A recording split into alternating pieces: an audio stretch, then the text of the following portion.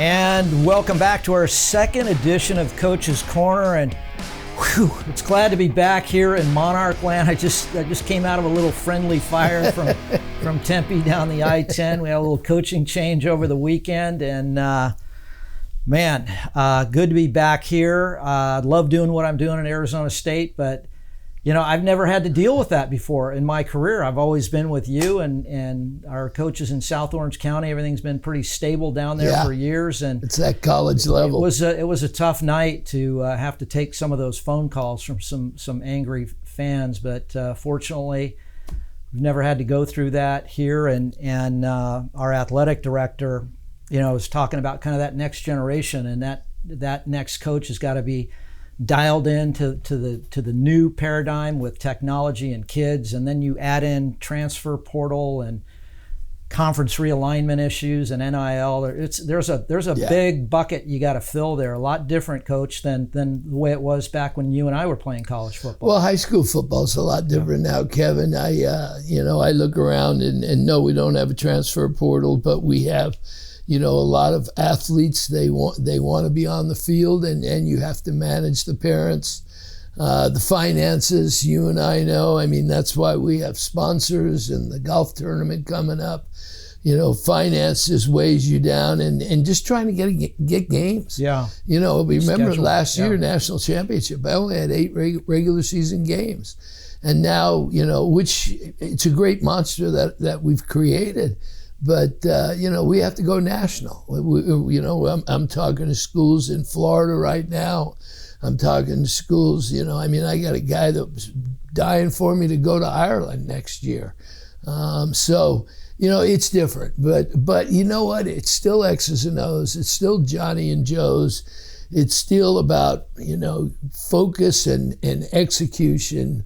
Once you put them on the 100-yard field, life is good. Yeah. How do you keep a program like this? You know, I call it sustained excellence, and you're 5-0, and the kids are reading headlines, but it just seems like you have this ability to keep these kids so locked in and so focused week in and week out. What's the secret sauce? I mean, what would you share with young coaches out there that are looking at you as a mentor to say, hey, there's the model there. How do I keep my kids engaged 365 days a year? Because now it's a year-round program. Well, that's exactly what I was going to say. The Kool-Aid is served beginning in mid-January. And what I mean by the Kool-Aid is the culture of modern-day football. It's not for everybody. And the work ethic and the standards, you know, we talk about it all the time in the program. You know, meet the standards. You know, red sacrifice. You have to sacrifice for your brother. You have to sacrifice some of the things that the normal high school kid enjoys, because we're going to take up all your time. And in essence, I become their parent. And they have to believe in me. And then the ingredient is my coaching staff. You know, those guys have to buy into what I push. And, you know, 7 days a week, there's not a lot of staffs going 7 days a week. We don't even think about it. We just go. And we have a plan for this bye week that it's going to be very important that we continue our momentum. You know, the Mililani game, I wasn't pleased in the first half. And we had a little come to you-know-who meeting at halftime, and it was ugly, but I call it the way I see it. Mm-hmm. You know, that's just me, and I'm not for everybody, but they knew I was right, you know, because I don't make stuff up. I have a tremendous amount of experience to base what I'm telling them, but again, you know the story. I had to reinvent myself. I had to become familiar with social media.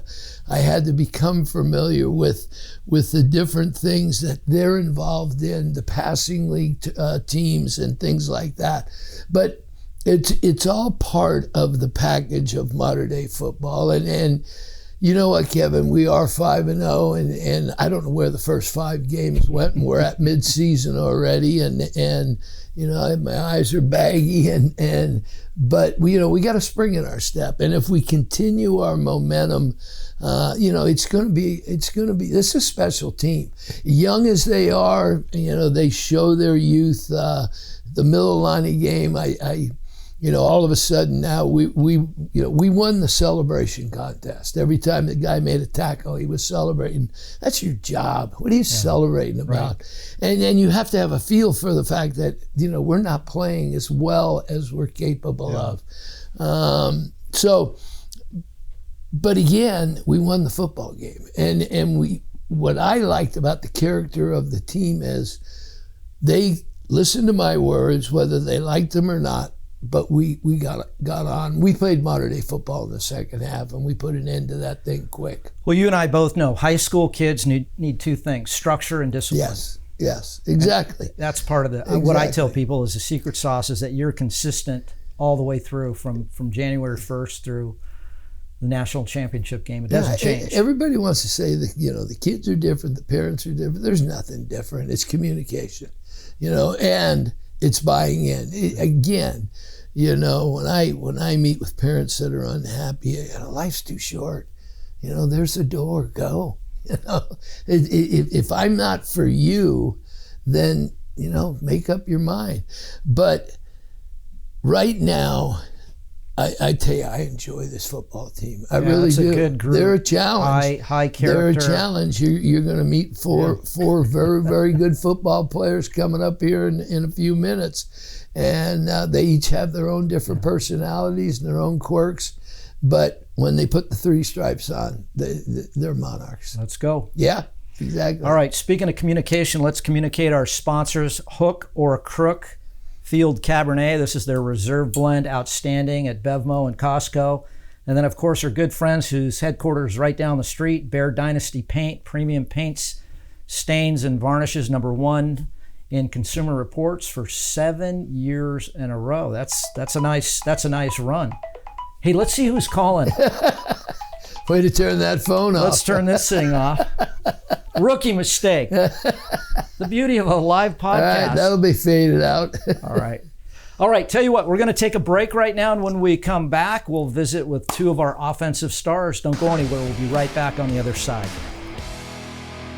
And we want to welcome you back to Coach's Corner, joined right now by 2 outstanding offensive players. MB, number 19, Marcus Brown, to my far left, wearing the white, and Nate Frazier, number 6, running back, who's just been going off the first 5 weeks. Both these gentlemen have combined for 12 touchdowns, 6 each. And Marcus, your numbers are absolutely gaudy. I've got these as of just a few moments ago: 17 receptions, 324 yards, and a 19-yard average. Yep.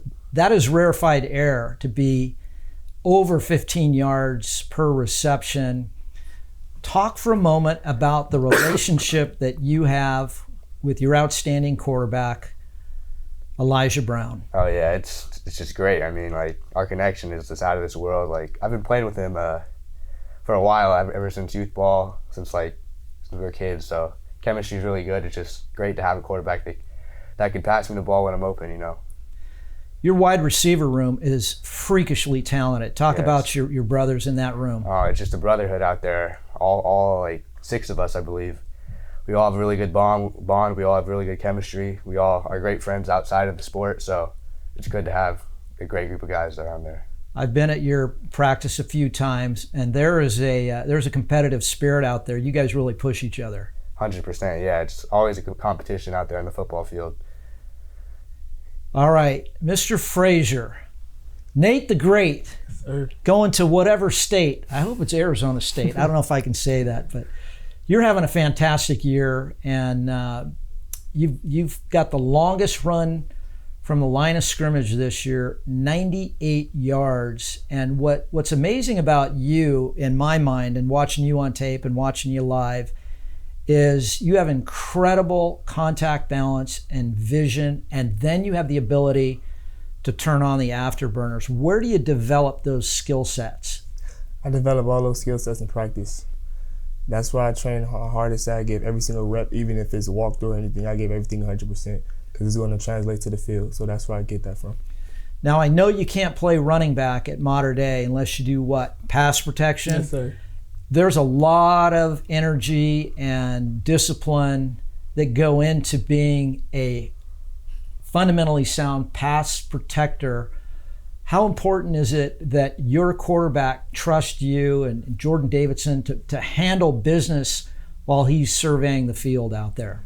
Well, I mean, if your quarterback doesn't trust you, he's not going to want to give you the ball that much, like on the RPOs and stuff like that. So you have to get your trust from your quarterback first. I mean, I practice when you got guys like Leviticus Sewell and Christian Mateo coming up to you and hitting you full throttle, full speed.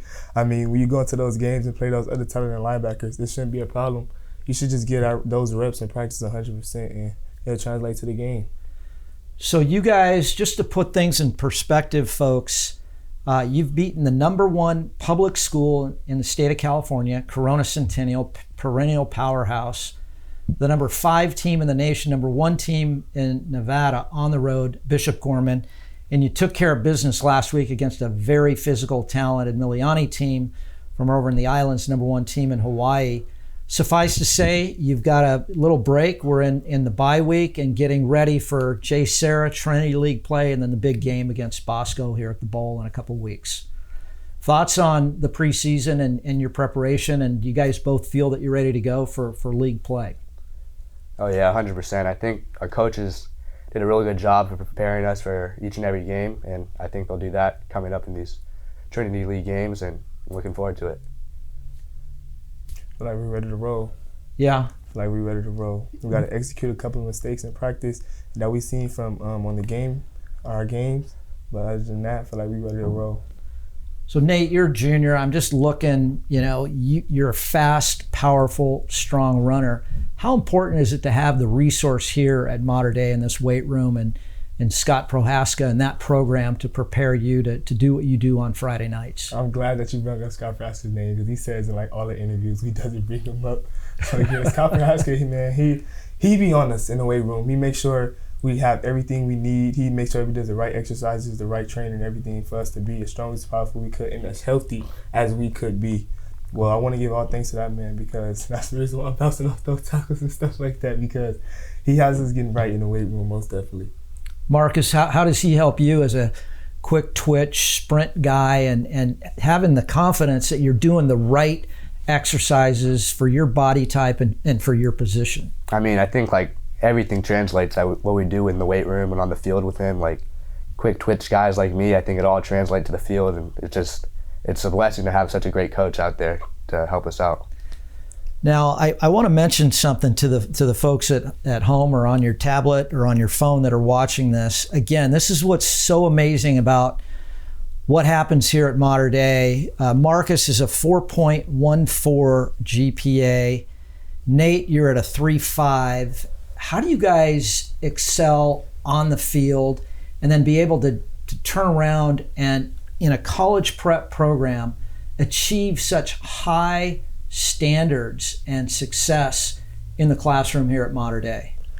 I mean, this is what we signed up for.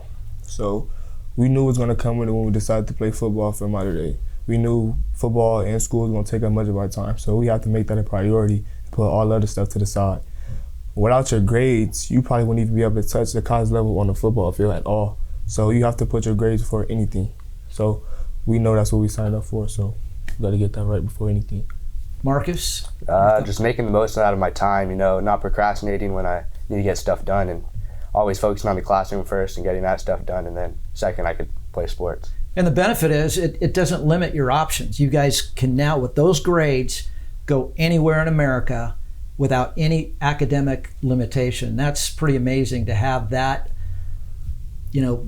stick in your bag to be able to pull that out and say, hey, if I want to go to Northwestern or I want to go to Stanford or Cal or UCLA or SC or even the Ivy League schools, there's no limitations there. That's got to make you feel proud. Sure. Guys, one last thought. Keys to victory coming up over J. Sarah. What are your thoughts on handling business and not looking too far ahead to St. John Bosco? And I'll go with you. I'll go with you, Nate, first.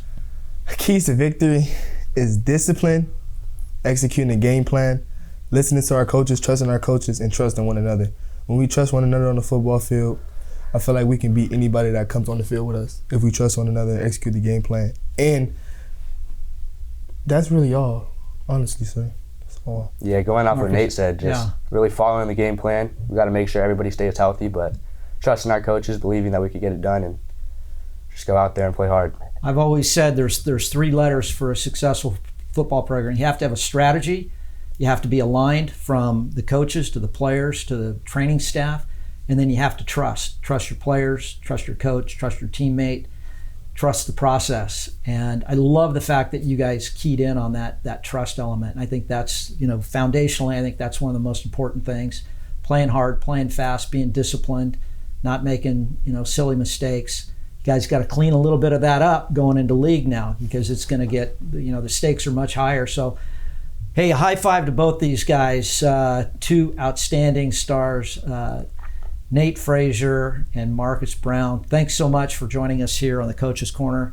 God bless you and good luck through the balance of the season. Thank you, sir. Thank you. Yeah, Go you Monarchs, baby. Yep. Let's go. Coming back, Monarchs. we'll be with the defensive players right after this timeout. And we want to welcome you back to our final players segment with 2 outstanding defensive players, Zabien Brown and Jeilani Davis. And gentlemen, thanks for joining us. And Z, we were just talking about where you grew up, and you and I just found out we grew up in the same hood, Los Alamitos, California. Went to Oak Junior High. Yes, sir. But you kind of took a little detour down the 405 freeway, and thoughts on making that decision to come here to Mater Dei? Well, I've been playing with a lot of teammates like in youth ball, so we all came in here like kind of as a group. Now, you live out in Corona, so you got a little bit of a commute coming in the other way. And Jeilani, and we were talking before we came on the air, and I mean, look at your knees. Now, we were talking about how you guys have turned into fashionistas and style monsters out there, and that's like a byproduct of not covering the knees in ball now, just to look cool. Right now, you got to look cool to play right. That was my philosophy. You guys carry that same philosophy Nah, for on sure. Friday nights? For Yeah, I can sure. tell. You guys are all, G'd out. I mean, I will say this. You can look at any high school football program in America. Mater Dei is not only number 1 in terms of athletic performance, but also number 1 in fashion. Agree or disagree? For sure. Yeah, I mean, there's got to be some sort of, especially with the defensive players, with spatting up, wearing the gloves and the tape and the eye black. Now, who's the best dressed player on the defensive side? Who's all G'd out more than anybody? Me for sure. Most Yeah, that's definitely, what I I take thought. that. That's what I thought. Yeah, Yeah. I definitely hold that crown. I saw the officials kind of talking to you about you pulling your knee pads down in that Centennial game. Yeah, they be hating sometimes, but we still gotta do our little thug thizzle out there. Keep our fashion on, like you said. I'm with you 100%. Now, you guys are both outstanding students, and I'll ask you the same question I asked the boys before. Like, both you guys carry a 3.5 GPA. How are you able to manage the academic load here as well as the athletic performance on the field? I'll start with you, Jeilani. That comes with the sacrifice. We signed a contract before the year started with Rollo, and the contract stated that you need to meet these requirements in order to play football for him, and maintaining your grades is one of the top of that list. So being at a college prep like this, it's a standard you have to uphold. Just being a minor, you got to get your schoolwork done before you can step on the field. So how do you balance that demand in the classroom and then out on the football field? I say just getting my work in on time, really, because that mainly be the main thing. Like, it's 3 days late, you know what I'm saying? Even though you did it all, they still take your points off. So I just be trying to get my work in on time. Let me ask you something about your development and about the competition here at Mater Dei, and then what happens in passing league. I contend that from a skill position perspective, Mater Dei's got some of the greatest players in the country. How fortunate do you feel to have the receivers that you get to go up against day in and day out, and how does that help you in your development? I'll start with you, Z, first. Most definitely. Like, even the last couple years we had the best receivers in the country. So even coming up as a young dude, that was a big part in my development. And even now, like, our young dudes is ballers, so they push us every day. Jeilani, your thoughts on what you see every day in practice when you guys go one-on-ones? We definitely got the best in the country for sure. Just going against the #1 receiver core in the country, it does nothing but adds tools to your tool set. It's just iron sharpens iron. So that constant push and competitive edge we have every practice, before every game, week in and week out, it puts us that much of a step forward above the competition. What would you rather have? I'll start with you, Z. A PBU decleater across the middle or a pick? Most definitely pick. Picks is your money. You like that takeaway? Yeah. Jeilani, I'm gonna guess the other way with you, man. Yeah, you like to thump somebody rather than take it away. I definitely take the decleater before the pick. I kind of figured that. For sure. So, with regard to your coach and the defensive coordinator, Eric Johnson, obviously NFL pedigree, played at a very, very high level. How much comfort does that give you, especially when you go in and you might be a little out of alignment, and then you get an opportunity to come in at the half and know that, okay, we got to make these adjustments.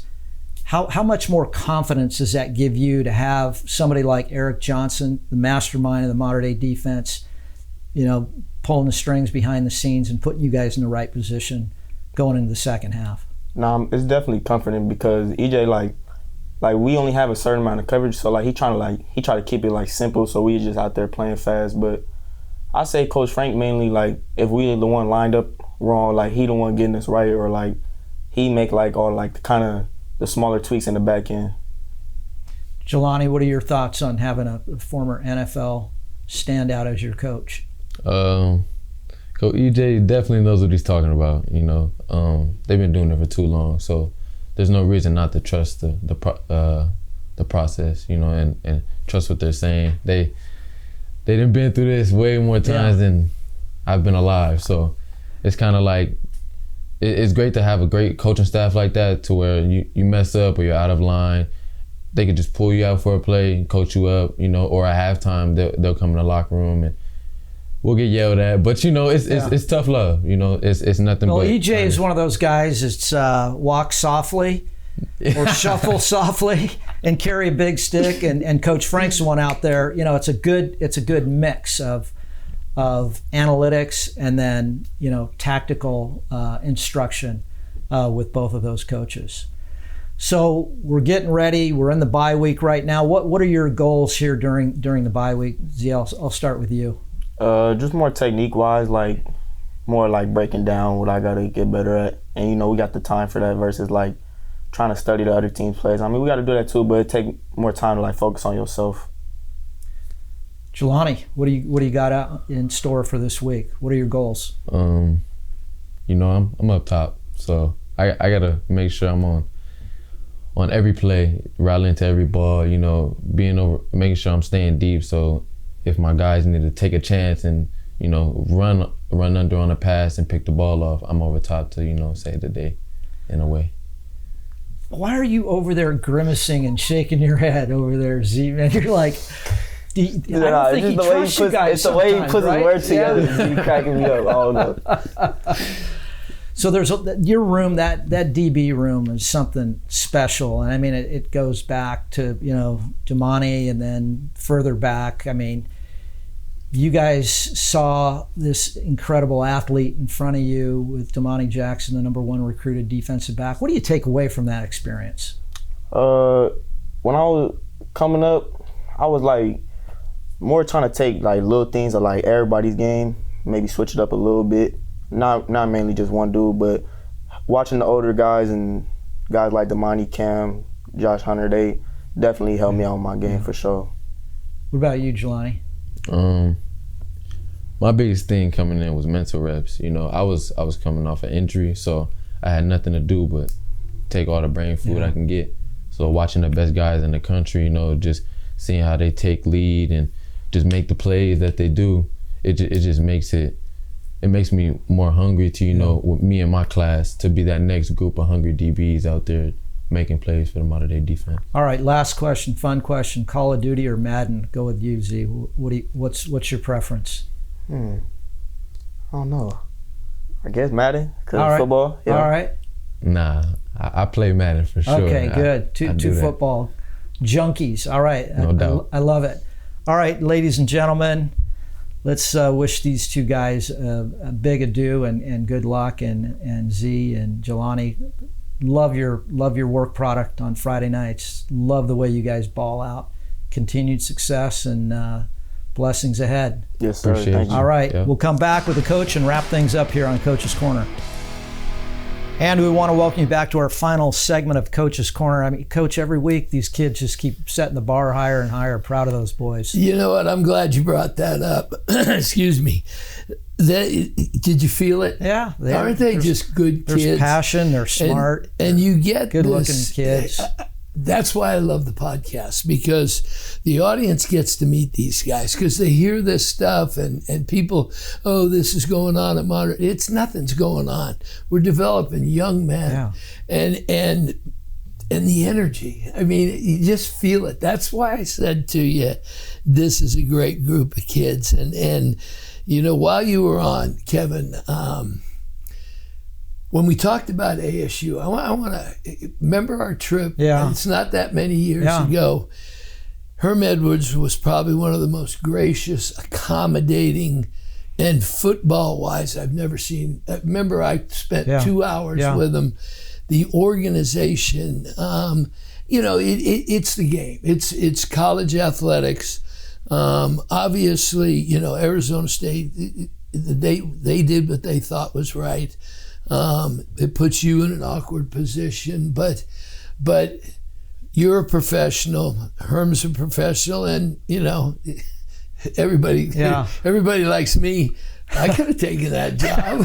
Well, Sean Aguano, and I wanted to talk about that, former high school coach at Chandler High School, and talking about, you know, developing kids at a high level to get ready for college, and I think he'll transition quite well. He's got to. He has this opportunity. I heard his press conference, and I loved it. He just talked about opportunity. Because in life, Kevin, think about all the opportunities you've had that you've taken advantage of.